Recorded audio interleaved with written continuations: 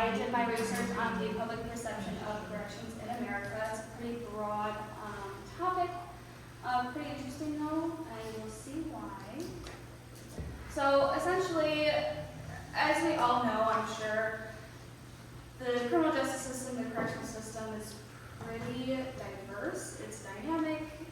There's no right or wrong answer for anything. States have different laws. Obviously, there's the usual no drinking and driving, no murder, whatever. That's pretty true. Don't you murder. Don't you do that? Well, I don't know what you're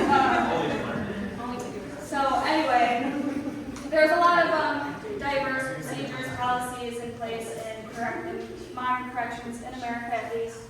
And again, we have highest level of the incarcerated population. It's pretty ridiculous. So it just kind of begs the question of why are we not all on the same page?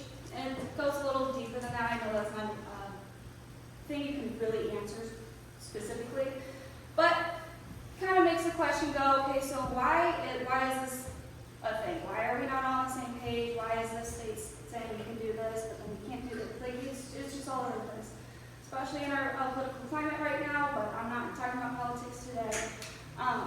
So just to start, for a quick introduction, so really laws and literature within the criminal justice and correctional system in America are divided, like I said. There's a lot of elements that remain consistent across the board, but criminal justice, corrections is dynamic, so opinions are ever shifting. As developments come in place, as awareness comes in place, technology, everything shifts. These opinions and perceptions, especially from the public or especially from people like us who are in criminal justice and educated in it, it's impactful on how the system develops and changes over time. So from research, and you'll see, just very briefly, there's a lot of individuals still in the country that kind of maintain a traditional view favoring more punitive measures involving just straight up incarceration and longer sentences. On the other hand, there is kind of an increasing development with other individuals advocating for, obviously, rehabilitative and reformative options for offenders. So really the purpose of this study is, since it's such a big, broad topic, we need to simplify it as best we can.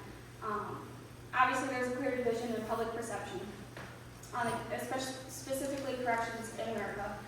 So to understand the why, it's important to understand where.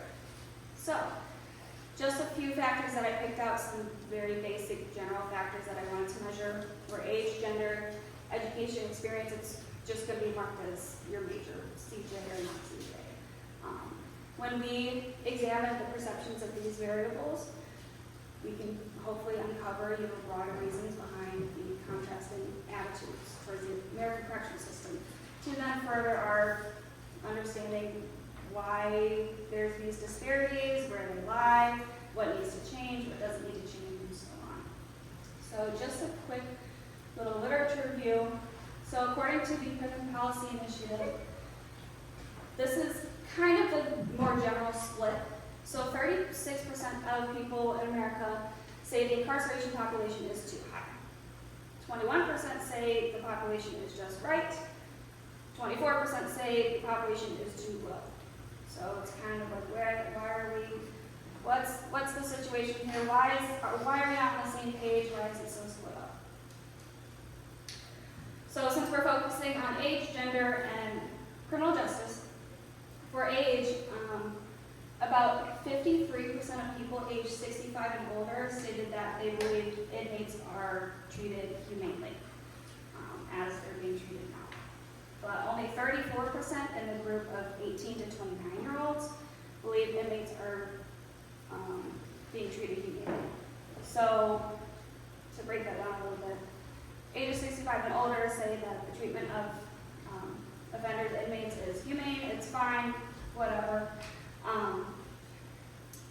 Ages 18 to 29, only 34% believe that as well, so it's a lot less than the older age. For gender, there was a lot on gender, but also outdated information on gender specifically, males and females. It's shifted throughout time. Back in the early 90s, it was said that women had more formative views. But then it shifted in the late 90s, and about 89% of women favored mandatory life imprisonment. But now you see kind of research on specifically men and women. Now women are more in favor of reformative options, where men are in favor of more punitive measures. But it just keeps going back and forth. Reasons are above my pay grade, so we're going to focus on this right now. As for our criminal justice perspectives, so there was one study that found that criminal justice students actually held more punitive views to criminal justice. Mind you, this was back in 2011, so I'm sure things have changed. It was kind of hard to find studies on this specifically. However, another study back in 2007 found that correctional officers compared to criminal justice students and business majors held more negative attitudes. So you could say those actually involved in the criminal justice system and the correctional system had more negative views on corrections. And this just kind of demonstrates that shift that I'm talking about, how there's this division, there's this shift going on. It goes back and forth all the time. So in 2017, the American Civil Liberties Union Campaign for Smart Justice, they conducted a public opinion survey and found that 91% of Americans believe that the criminal justice system needs improvement, which is fantastic. And then one specific finding from their study was that 84% believe that individuals with mental health issues would benefit more from mental health programs than imprisonment or incarceration. For my empirical questions, really I wanted to look at, is there a difference between perception of corrections between education experience, so criminal justice, non-criminal justice? Is there a difference between different age groups, so male and female? Is there a difference between age groups? And I will show you how I split that up. And then my last question was, is there a correlation between attitudes on corrections and knowledge on corrections? These are my variables, so major, criminal justice, non-criminal justice, gender, male and female, age split up 30 and under, and then 31 and over. For my dependent variables, I was measuring not only attitudes, but also knowledge on corrections. Hypotheses, not going to super read all of them, but obviously it's saying differences between CG majors, non-CG majors, males, females, 30 and under, and 31 and over. My design was a 2x2x2 factorial between subjects and non-repeating measures. Just a little visual for you. I had a total of 88 participants in a convenient sample from a small Midwestern university. For my attitude scale, I had 26 statements. It was a 6-point Likert scale. These questions were worded negatively, in a sense, to represent more of punitive measure statements. So 1 would be strongly agree, 6 would be strongly disagree. So a lower score, if you answered more of a 1, you would tend to view corrections in a more punitive light and more traditional as well. For my knowledge scale, I had 33 true and false questions. It was academically graded, so 100% was a perfect score. So if you had a high score, you had high knowledge. These are my scales, refreshers. You can scan if you want. You don't have to. Attitude is the right, should be the knowledge. Okay. As for my results, so for my participants, just to break down, I had 64 participants, 30 and under, 24, 31 and over. These are not the same at all, but 40 were female, 48 were male, 39 were criminal justice, 49 were non-criminal justice. So for our attitude scale, this may look like a big difference, but it's not. Females and males were very close together, same with all the others.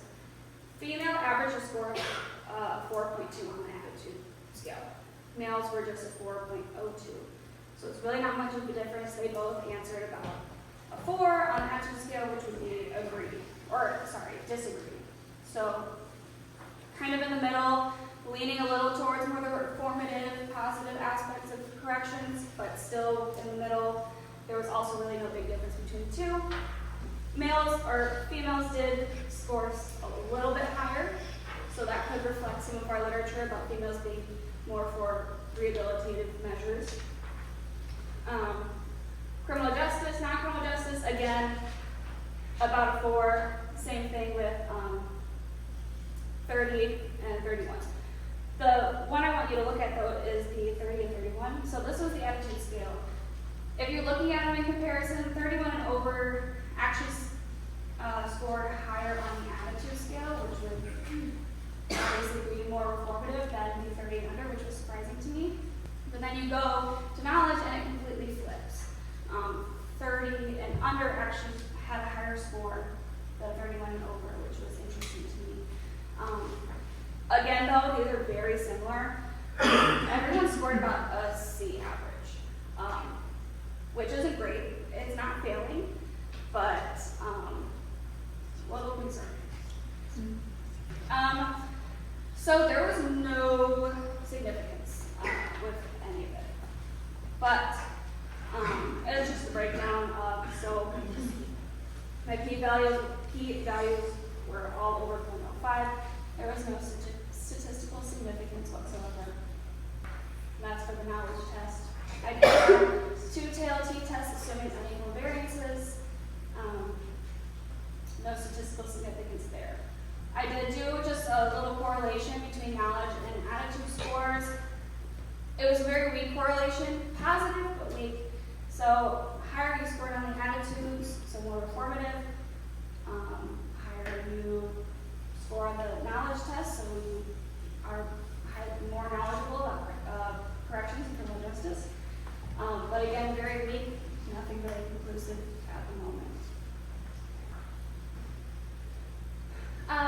Okay, so just some interpretations. So, like I said, both males and females average score 4, and we disagree on the attitude scale. So it indicates that both genders lean toward more formative values, but are still generally in the middle. They also averaged a C grade, including somewhat low knowledge of minor corrections. On the 30 and under versus 31 and over group, again, both age groups scored a 4 on attitudes, the average on knowledge. Like I said, the 30 and under had a slightly higher average on knowledge, while the 31 and over had a slightly higher average on attitudes. It was pretty interesting. I would assume the opposite. For criminal justice, non-criminal justice, they both scored the same, around the same. So what this means, because there was no significance, everyone was pretty much the same. It's hard to come to any conclusive statements of where this disparity is. However, I think that could be a great leeway into, okay, so if everyone's thinking the same thing, then if everyone's viewing the same thing, has the same knowledge too, what's going on? Why is there this disparity? Why does the literature say, why does research say that people are thinking different things all the time on corrections and criminal justice? So even though it's not conclusive, it's not significant, we can still, it brings up another research question of why is this happening then? However, there are a lot of factors involved in this that were limitations. So location, political affiliation, small population, race, involvement, criminal justice system are all things that could have an impact on your perception on modern corrections. So with this convenience sample, it's very hard to get that broader representation of the whole country. I'd like to see this on a larger scale to get more accurate and conclusive results. But other than that, like I said, even though it wasn't conclusive in terms of my hypotheses, I think it could beg another question of, okay, so if everyone's thinking the same thing, then what's going on with the rest of the world?